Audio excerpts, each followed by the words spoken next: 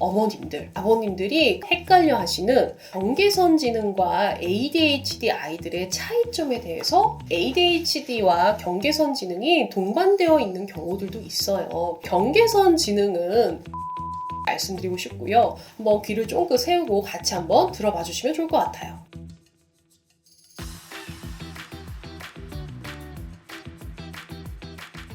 안녕하세요, 여러분. 정신과 의사 박서입니다. 여러분, 제가 오늘은 저희 병원을 찾아와 주시는 많은 환자분들 중에서 특히나 소아 그리고 청소년기의 아이들과 우리 어머님들, 아버님들이 가장 많이 걱정하시고 헷갈려 하시는 바로 경계선 지능과 ADHD 아이들의 차이점에 대해서 말씀을 드리고 싶어요. 물론 항상 영상에서 말씀드리지만 이 영상만으로는 절대 뭔가 정확한 진단 내릴 수 없다는 거 여러분도 다 잘 알고 계시죠? 다만 이런 차이점이 있을 수 있으니 의심이 된다면 가까운 정신건강의학과에 내원하셔서 정확한 진료를 받기를 권장드린다 라는 의미로 영상을 준비했으니까 한번 귀를 쫑긋 세우고 같이 한번 들어봐 주시면 좋을 것 같아요. 자, 먼저 ADHD는 Attention Deficit Hyperactivity Disorder, 주의력 결핍 과잉행동 장애로 주의 집중력이 저하되어 있거나 충동성이나 과잉행동이 두드러지는 일종의 발달 장애에 속합니다. 만 12세 이전부터 증상이 뚜렷하게 나타나야 되고요. 성인이 되면서 저절로 완치가 되기도 하지만 2분의 1 정도는 성인이 되어도 지속되는 것으로 알려져 있습니다. 자, 한편 경계선 지능은 장애가 일단 아니라는 점을 좀 말씀드리고 싶고요. 웩슬러라고 하는 지능 평가를 하는 도구로 지능을 평가했을 때 IQ가 84에서부터 70까지를 경계선 지능이라고 정의를 합니다. 왜 그러냐면 70 미만부터를 우리가 지적 장애에 속하게 되고요. 85부터는 거의 대부분의 평균이 85 이상인 거예요. 그러다 보니까 장애는 아니지만 또래 평균보다 좀 떨어져서 여러 가지로 좀 미숙하거나 아니면은 학업이나 대인관계, 일상생활에 어려움을 겪기 때문에 경계선 지능이라고 합니다. 그런데 사실 이 ADHD와 경계선 지능이 동반되어 있는 경우들도 있어요. 하지만 그런 경우를 제외하고 본다면 두 가지는 각각의 치료의 방향이나 목표 그리고 예후가 다르기 때문에 조금이라도 더 빨리 더 정확하게 진단을 내리는 게 꼭 필요합니다. 실제로 제가 임상에서 만나보면 좀 비슷하게 보이는 헷갈리게끔 하는 증상들이 있어요. 예를 들어 경계선 지능 아이들은 이제 느린 학습자라고도 하는데 배우고 익히는 것이 또래에 비해서 좀 느리거든요. ADHD가 있는 아이들 중에서도 좀 집중력이 떨어지거나 처리 속도가 느린 경우의 아이들은 이 배우는 게 좀 느린 경우들이 있어요. 또 또래 관계에서도 경계선 지능 아이들과 ADHD 아이들 모두 좀 충동적이고 좀 계획이 떨어지고 자기중심적인 부분들이 있어서 이게 뭔가 비슷하기 때문에 구분하기가 쉽지가 않습니다. 그러나 이제 몇 가지의 차이점들이 존재하는데 첫 번째로 학습 저하에 편차가 있느냐 없느냐로 구분할 수가 있어요. 경계선 지능 아이들은 대부분 이제 전반적인 학업 능력이 다 좀 떨어지게 돼요. 그렇다면 ADHD 아이들은 자기가 관심 없는 분야는 확 떨어지는데 자기가 좋아하는 분야는 또 굉장히 잘 해냅니다. 예를 들어 수학을 굉장히 싫어하는 아이는 수학 수업 시간에는 계속 자고 막 집중도 못 하다가 다 틀려. 근데 막 미술을 좋아하면은 막 눈이 말똥말똥해져서 또래보다도 훨씬 더 잘 해낼 수도 있거든요. 이런 차이가 있는 경우라면은 ADHD 아이일 확률이 더 높습니다. 자, 두 번째 차이점은요, 이해력입니다. 경계선 지능 아이들은 지적 기능이 저하가 되어 있기 때문에 전반적인 이해력이 좀 떨어지게 되어 있어요.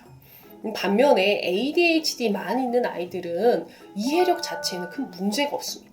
다만 집중력이 떨어지다 보니까 인풋 자체가 잘 안 돼요. 그러니까 주의 깊게 듣지 못하거나 주의 깊게 읽지 못해서 제대로 이게 이해를 못한 것처럼 보이지만 뭔가 자기가 딱 짧은 시간 내에 집중을 했을 때는 이해력 자체에 문제가 없다라는 게 큰 차이가 되겠습니다.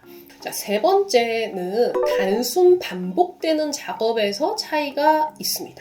이 작업 기억의 활용이 좀 떨어지는 경우에 ADHD가 있는 아이들도 좀 깜빡깜빡하고 뭔가 기억력이 떨어지는 것처럼 보이기도 한데, 이것도 자기가 관심 있는 것, 흥미 있는 분야에서는 누구보다도 정확하게 기억을 하기 때문에 경계선 지능 아이들과 좀 다른 점이라고 볼 수 있어요. 경계선 지능 아이들은 대부분 새로운 것에 적응하고 익히는데 시간이 좀 오래 걸려요. 그렇다 보니까 오히려 익숙하고 반복되는 작업을 할 때 굉장히 효율성이 높은데요. ADHD 아이들은 대부분 좀 처음에 새로운 것에 흥미를 쫙 보이다가 반복되면 지루해하면서 집중도가 확 떨어져요. 그래서 어떤 문제를 풀 때도요, 경계선 아이들은 쉬운 거는 잘하고 어려운 것은 못한다 라고 한다면, ADHD가 있는 아이들은 오히려 쉬운 거는 재미가 없어서 그냥 대충 풀어서 틀리고 아니면 실수해서 틀리는데, 뭔가 새로운 거, 좀 난이도가 어려운 거는 오히려 성취감을 막 가지면서 흥미있게 집중해서 잘 풀어내는 경향이 있어요. 또 다른 차이점은요, 바로 대인관계, 즉 사회성에서도 차이가 나타납니다. 경계선 지능의 아이들은 아무래도 또래보다 좀 미숙하게 돼요. 그래서 좀 같이 놀다 보면 애들이 쟤 뭔가 좀 유치해, 우리랑 수준이 좀 안 맞는 것 같다라는 평가를 듣게 돼요. 가슴이 좀 아프죠. 반면에 ADHD가 있는 아이들은 그 또래와 수준이 차이가 나진 않지만 이제 충동성 때문에 참지 못하고 막 끼어든다든지 막 못 참고 얘한테 막 좀 때린다든지 뭐 이런 행동을 할 수도 있고요. 아니면은 이제 주의력이 조금 떨어지니까 상대방의 미묘한 어떤 뉘앙스라든지 표정 변화 등을 좀 알아차리지를 못해서 눈치가 없다라는 평가를 들을 수는 있습니다. 그런데 뭐 이렇게 이제 무 자르듯이 딱 잘라서 사실 보기가 좀 어려울 때가 많아요. 그래서 저 같은 경우에는 성인 ADHD 분들은 굳이 지능 검사까지는 항상 하진 않지만, 우리 소아나 아동기, 청소년기의 아이들 같은 경우에는 대부분 지능 검사를 좀 평가를 해서 정확하게 이 친구가 경계선 지능인지 아닌지를 평가를 합니다.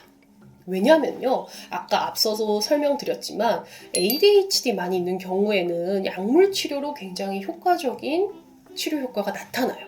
그리고 충동적인 부분만 좀 인지행동 등으로 잡아준다면 훨씬 더 좀 예후가 좋은 편입니다.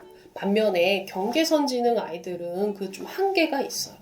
그래서 아주 지속적인 인지치료라든지 궁극적으로는 어떤 이제 독립적인 경제활동이나 자립할 수 있는 것을 목표로 두고 치료를 아주 장기간 해야 한다는 것이 다르기 때문에 반드시 제대로 구별받고 진단받는 게 필요하다고 생각해요. 오늘 이렇게 많은 분들이 헷갈려 하시는 경계선 지능과 ADHD 아이들의 좀 차이점에 대해서 얘기를 나눠보았는데요. 조금이라도 여러분들께 도움이 되면 좋겠습니다. 저는 그러면 다음 이 시간에도 더욱더 정신건강에 유익하고 재미있는 영상으로 찾아뵙겠습니다. 그때까지 안녕히 계세요. 정신과 의사 박서였습니다. 감사합니다.